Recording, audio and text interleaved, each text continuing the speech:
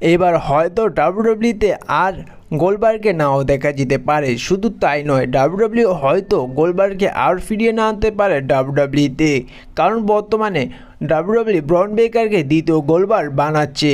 আজকে Monday night রয়ে দেখা যায় ব্রন বেকারের প্রথম ম্যাচ। সে জায়গায় ম্যাচটি শুরু হলে ব্রন বেকার তিনি একের পর এক স্পিয়ার দিতে থাকে সেই রেসলারটিকে, যার কারণে ডাব্লিউডাব্লিউ সেই ম্যাচটি ডিসকোয়ালিফিকেশন মাধ্যমে শেষ করে দেয়।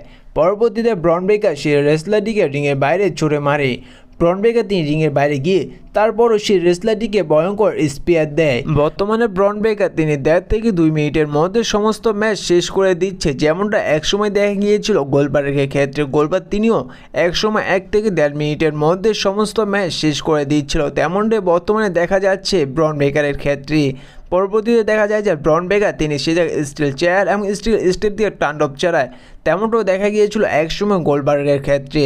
পরবর্তীতে সে জায়গায় ব্রন বেকার স্টিল চেয়ার দিয়ে সে রেসলারটিকে ভয়ঙ্করভাবে আক্রমণ করে, যার কারণে সে রেসলারটিকে পরবর্তীতে অ্যাম্বুলেন্স করে নিতে হয়।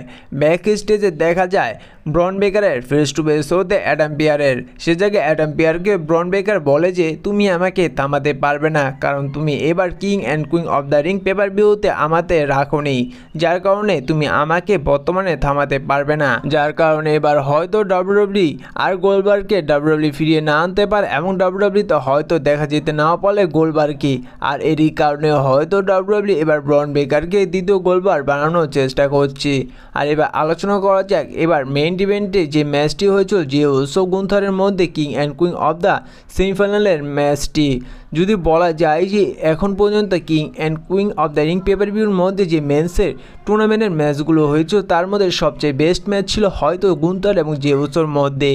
ম্যাচটি শুরু হলে দেখা যায় যে দুইটি রেসলারকে একে অপরকে ভয়ঙ্করভাবে আক্রমণ করতে থাকে, আর ম্যাচটি একটি অসাধারণ ম্যাচ ছিল। পরবর্তীতে দেখা যায় যে যখন যে উসো তিনি গুন্থারকে স্পিয়ার দেয় এবং গুন্থারের হাত লেগে রেফারি পড়ে যায়।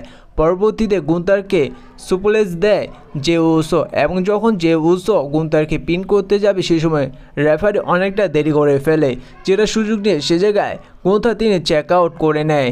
পরবর্তীতে দেখা যায় যে গুন্থার তার সাবমিশন লক লাগিয়ে দেয় যে উসোকে, এবং যার কারণে যে উসো সে জায়গায় বেহুশ হয়ে যায় এবং গুন্থার সেই ম্যাচটি জিতে যায় এবং তিনি ফাইনাল রাউন্ডে চলে যায়। দেখুন এবার মনে হয়েছিল যে এবার হয়তো king and queen of the ring paper ভিউতে কিং হওয়ার জন্য দুই ভাইকে দেখা যাবে সামান ফ্যামিলির, অর্থাৎ এক পাশ থেকে দেখা যাবে টামা টোঙ্গাকে এবং আরেক পাশ থেকে দেখা যাবে যে উসোকে। Blood line versus blood line ম্যাচটি হয়তো এবার king and queen of the paper ভিউতে দেখা যেতে পারে, কিন্তু এবার তেমনটা দেখা যাবে না, যার কারণে এবার অনুমান করা যাচ্ছে যে স্ম্যাকডাউনে হয়তো টামা টোঙ্গা তিনি হেরে যেতে পারে র্যান্ডি অর্টনের কাছে। আর আজকের ভিডিওতে এই পর্যন্তই হইল, দেখা হচ্ছে পরবর্তী ভিডিওটিতে।